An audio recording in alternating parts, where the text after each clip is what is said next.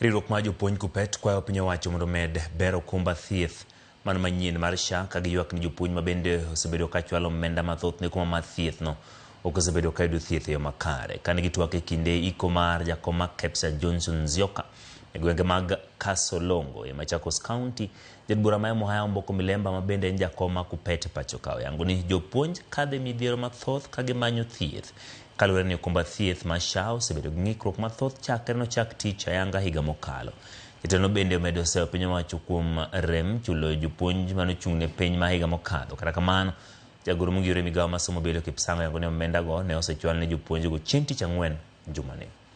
University classmates, in knowing that he's brave, that we don't want teachers of Kenya to join the private hospitals in any way.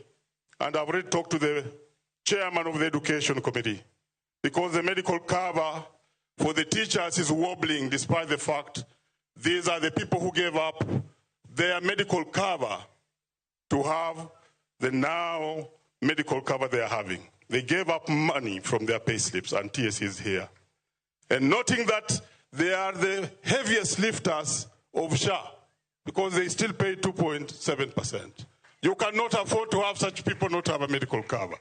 Nzioka would have said that. And also, I'm sure Nzioka would have said that capitation to our schools, now that PSU are here, yes, this is my business. Nzioka is down, I must speak for him. That our schools need capitation and the PS is here.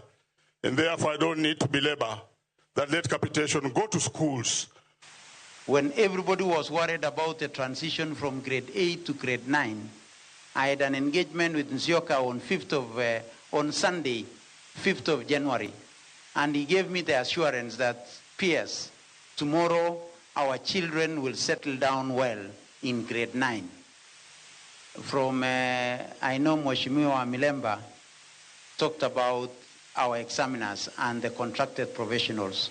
I want to confirm that yesterday and part of today, we have paid all the obligations to our contracted professionals, our teachers, and everybody who participated in the examinations of the 2024.